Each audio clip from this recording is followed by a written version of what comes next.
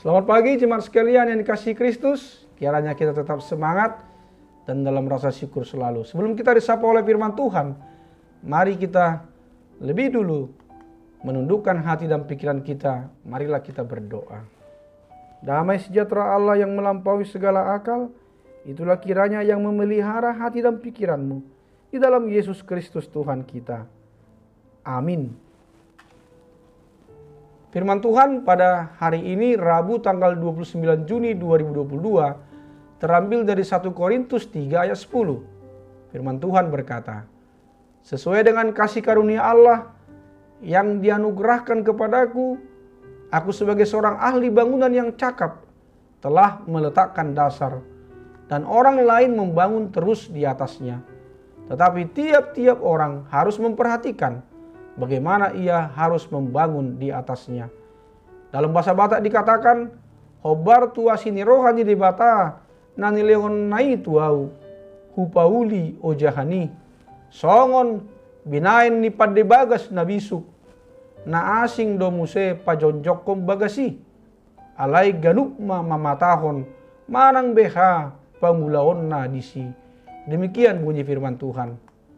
Topik Yesus Kristuslah dasar kehidupan kita.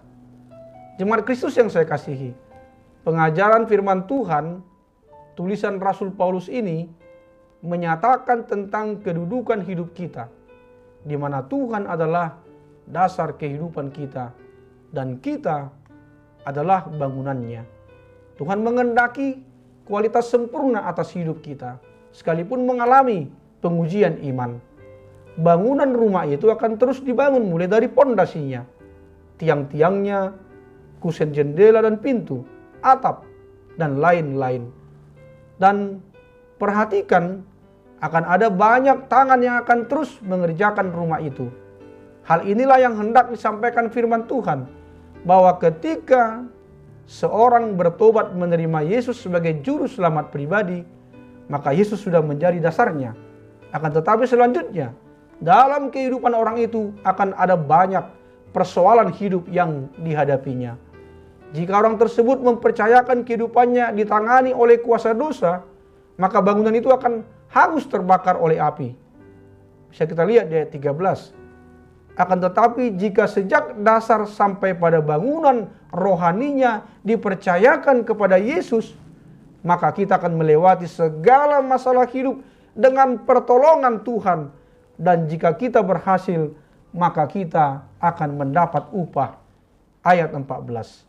Setelah kita memperhatikan pesan yang disampaikan firman Tuhan, bagaimana kita dapat memiliki bangunan rohani yang kokoh dan tidak rapuh? Pertama, Yesus harus menjadi arsiteknya. Artinya, jika Yesus menjadi arsiteknya, maka semua terukur dan terarah dengan baik. Bangunan itu akan kuat dan kokoh. Demikian halnya kehidupan rohani kita. Yesus harus menjadi arsiteknya, supaya ketika kita menghadapi ujian hidup, kita akan keluar seperti emas. Tidak ada perubahan kredibilitas di dalamnya. Kita tetap menjadi anak Allah, sebab ujian yang dipercayakan tidak akan melampaui kekuatan kita. Percayakan bangunan rohanimu dan hidupmu pada Yesus saja. Yang kedua, Yesus barometernya, artinya Yesus harus menjadi ukuran hidup kita. Sebab tanpa Tuhan kita tidak dapat berbuat sesuatu. Yesus harus menjadi teladan kita. Sebab Yesus sudah memberikan teladan ketika ada di dunia ini. Ketaatan kepada Bapa.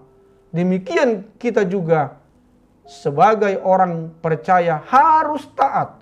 Sebab ketaatan adalah harga mati yang tidak bisa ditawar lagi. Jika kita mengaku orang percaya, maka kita harus taat.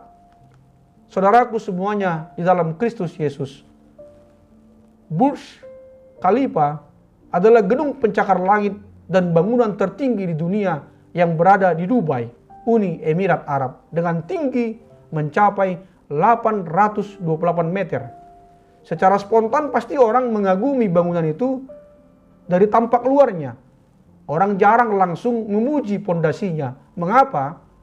Karena pondasi bangunan itu tersembunyi dan tertanam dalam tanah dengan kedalaman dan kekuatan sesuai tinggi bangunan tersebut. Padahal sesungguhnya pondasi bangunan itulah penentu kekokohan bangunan itu dan bukan kemegahan yang tampak dari luar. Yesus Kristuslah sebagai dasar atau pondasi kehidupan orang percaya. Iman yang diletakkan pada Kristus Yesus dapat membuat seseorang bertahan, berdiri teguh dan kokoh dalam keadaan yang sulit. Iman kepada Yesus adalah penopang hidup seorang Kristen. Keadaan-keadaan sulit itu merupakan suatu ujian untuk imannya, dan usaha yang seorang Kristen lakukan tentu tidak akan sia-sia selama ia sungguh-sungguh setia percaya kepada Tuhan. Marilah kita berupaya dengan baik untuk membangun hidup suci, saleh, dan hidup kudus dengan tahan uji, dengan tetap setia beribadah, berdoa, bersyukur, memuji, memuliakan, menyembah, memberi persembahan, dan menjadi saksi Kristus yang hidup lewat pemberitaan firman-Nya dan mempraktekkan firman-Nya dalam kehidupan sehari-hari. Amin. Marilah kita berdoa. Terima kasih ya Bapa atas firman-Mu yang mengingatkan kami orang percaya, supaya kami menjadikan Yesus Kristus sebagai dasar iman kami, agar kami dapat berdiri teguh dan kokoh dalam menghadapi setiap masalah dan kesulitan yang menggoncang kehidupan kami. Ya Bapa, berkatilah yang berulang tahun hari ini, sembuhkanlah setiap jemaat-Mu yang mengalami sakit penyakit apapun itu, dan juga yang terkena virus COVID-19. Hiburkanlah yang sedih dan kuatkanlah yang lemah. Berikanlah apa yang menjadi kerinduan di hati kami setiap pribadi dan keluarga. Hanya di dalam nama Tuhan Yesus Kristus kami telah berdoa. Amin. Selamat pagi, selamat beraktivitas. Salam sehat, tetap semangat dan bersyukur. Tuhan Yesus memberkati.